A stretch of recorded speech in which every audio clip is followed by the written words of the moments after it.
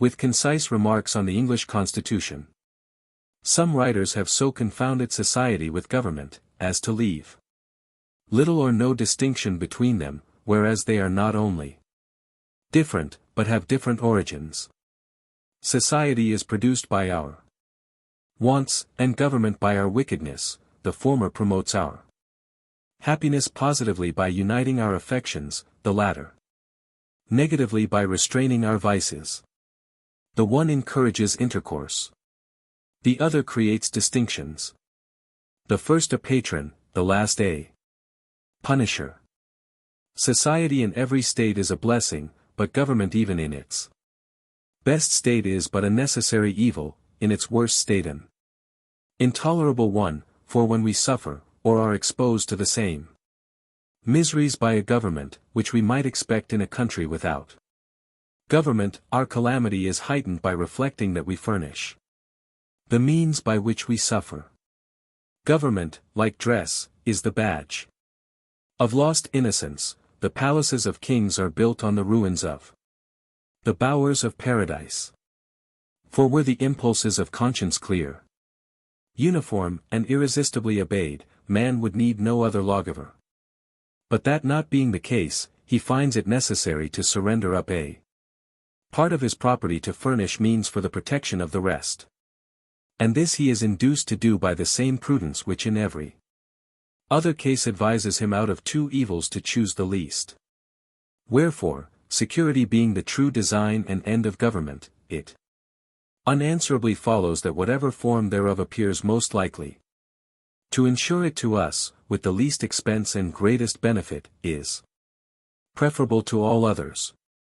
In order to gain a clear and just idea of the design and end of government, let us suppose a small number of persons settled in some sequestered part of the earth, unconnected with the rest. They will then represent the first peopling of any country, or of the world. In this state of natural liberty, society will be their first thought.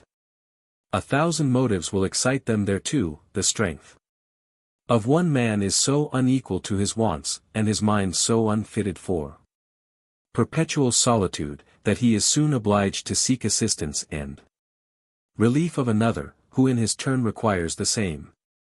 4 or 5 united would be able to raise a tolerable dwelling in the midst of a wilderness, but one man might labor out of the common period of life without accomplishing anything. When he had felled his timber, he could not remove it, nor erect it after it was removed. Hunger in the meantime would urge him from his work, and every different want call him a different way.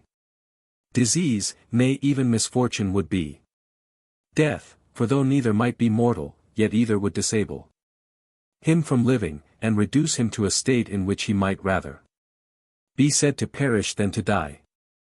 Thus necessity, like a gravitating power, would soon form our newly arrived emigrants into society, the reciprocal blessings of which would supersede, and render the obligations of law and government unnecessary while they remained perfectly just to each other. But as nothing but heaven is impregnable to vice, it will unavoidably happen, that in proportion as they surmount the first difficulties of emigration, which bound them together in a common cause, they will begin to relax in their duty and attachment to each other, and this remissness will point out the necessity of establishing some form of government to supply the defect of moral virtue.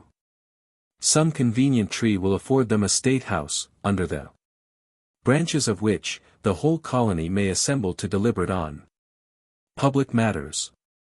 It is more than probable that their first laws will have the title only of regulations, and be enforced by no other penalty than public disesteem. In this first parliament every man, by natural right, will have a seat. But as the colony increases, the public concerns will increase likewise, and the distance at which the members may be separated will render it too inconvenient for all of them to meet on every occasion as at first, when their number was small, their habitations near, and the public concerns few and trifling. This will point out The convenience of their consenting to leave the legislative part to be managed by a select number chosen from the whole body, who are supposed to have the same concerns at stake which those who appointed them, and who will act in the same manner as the whole body would act were they present. If the colony continue increasing, it will become necessary to augment the number of the representatives, and that the interest of every part of the colony may be attended to, it will be found best to divide the whole into convenient parts, each part sending its proper number, and that the elected might never form to themselves an interest separate from the electors. Prudence will point out the propriety of having elections often, because as the elected might by that means return and mix again with the general body of the electors in a few months, their fidelity to the public will be secured by the prudent reflection of not making a rod for themselves. And as this frequent interchange will establish a common interest with every part of the community, they will mutually and naturally support each other, and on this, not on the unmeaning name of king, depends the strength of government, and the happiness of the governed. Here then is the origin and rise of government, namely, a mode rendered necessary by the inability of moral virtue to govern the world. Here too is the design and end of government, viz. freedom and security. And however our eyes may be dazzled with show, or our ears deceived by sound, however prejudice may warp our wills, or interest darken our understanding, the simple voice of nature and of reason will say, it is right. I draw my idea of the form of government from a principle in nature, which no art can overturn, viz. that the more simple anything is, the less liable it is to be disordered, and the easier repaired when disordered. And with this maxim in view, I offer a few remarks on the so much boasted Constitution of England. That it was noble for the dark and slavish times in which it was erected, is granted. When the world was overrun with tyranny, the least remove therefrom was a glorious rescue. But that it is imperfect, subject to convulsions, and incapable of producing what it seems to promise, is easily demonstrated. Absolute governments, though the disgrace of human nature, have this advantage with them, that they are simple. If the people suffer, they know the head from which their suffering springs, know likewise the remedy, and are not bewildered by a variety of causes and cures. But the Constitution of England is so exceedingly complex, that the nation may suffer for years together without being able to discover in which part the fault lies. Some will say in one and some in another, and every political physician will advise a different medicine. I know it is difficult to get over local or long-standing prejudices. Yet if we will suffer ourselves to examine the component parts of the English Constitution, we shall find them to be the base remains of two ancient tyrannies, compounded with some new republican materials. First, the remains of monarchical tyranny in the person of the king. Secondly, the remains of aristocratical tyranny in the persons of the peers. Thirdly, the new republican materials, in the persons of the commons, on whose virtue depends the freedom of England. The two first, by being hereditary, are independent of the people.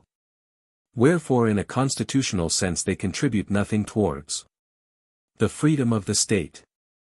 To say that the Constitution of England is a union of three powers, reciprocally checking each other, is farcical. Either the words have no meaning, or they are flat contradictions. To say that the Commons is a check upon the king, presupposes two things.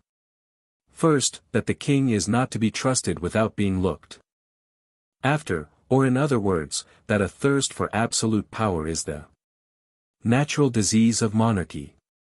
Secondly, that the Commons, by being appointed for that purpose, are either wiser or more worthy of confidence than the Crown. But as the same Constitution which gives the Commons a power to check the king by withholding the supplies, gives afterwards the king a power to check the commons, by empowering him to reject their other bills. It again supposes that the king is wiser than those whom it has already supposed to be wiser than him. A mere absurdity. There is something exceedingly ridiculous in the composition of monarchy. It first excludes a man from the means of information, yet empowers him to act in cases where the highest judgment is required.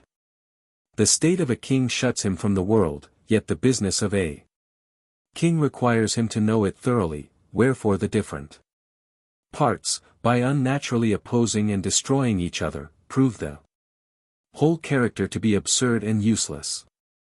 Some writers have explained the English Constitution thus: the king, say they, is one, the people another, the peers are an house in behalf of the king, the commons in behalf of the people, but this hath all the distinctions of a house divided against itself, and though the expressions be pleasantly arranged, yet when examined, they appear idle and ambiguous, and it will always happen, that the nicest construction that words are capable of, when applied to the description of some thing which either cannot exist, or is too incomprehensible to be within the compass of description, will be words of sound only, and though they may amuse the ear, they cannot inform the mind, for this explanation includes a previous question, viz.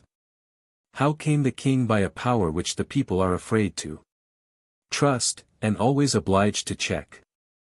Such a power could not be the gift of a wise people, neither can any power, which needs checking, be from God, yet the provision, which the Constitution makes, supposes such a power to exist. But the provision is unequal to the task, the means either cannot or will not accomplish the end, and the whole affair is a felo de se. For as the greater weight will always carry up the less, and as all the wheels of a machine are put in motion by one, it only remains to know which power in the Constitution has the most weight, for that will govern, and though the others, or a part of them, may clog, or, as the phrase is, check the rapidity of its motion, yet so long as they cannot stop it, their endeavors will be ineffectual. The first moving power will at last have its way, and what it wants in speed is supplied by time. That the crown is this overbearing part in the English Constitution needs not be mentioned, and that it derives its whole consequence merely from being the giver of places and pensions is self-evident. Wherefore, though we have been wise enough to shut and lock a door against absolute monarchy, we at the same time have been foolish enough to put the crown in possession of the key. The prejudice of Englishmen, in favor of their own government by king, lords and commons, arises as much or more from national pride than reason. Individuals are undoubtedly safer in England than in some other countries, but the will of the king is as much the law of the land in Britain as in France, with this difference, that instead of proceeding directly from his mouth, it is handed to the people under the more formidable shape of an Act of Parliament. For the fate of Charles I hath only made kings more subtle, not more just. Wherefore, laying aside all national pride and prejudice in favor of modes and forms, the plain truth is, that it is wholly owing to the constitution of the people, and not to the constitution of the government, that the crown is not as oppressive in England as in Turkey. An inquiry into the constitutional errors in the English form of government is at this time highly necessary, for as we are never in a proper condition of doing justice to others, while we continue under the influence of some leading partiality, so neither are we capable of doing it to ourselves while we remain fettered by any obstinate prejudice. And as a man, who is attached to a prostitute, is unfitted to choose or judge of a wife, so any prepossession in favor of a rotten constitution of government will disable us from discerning a good one.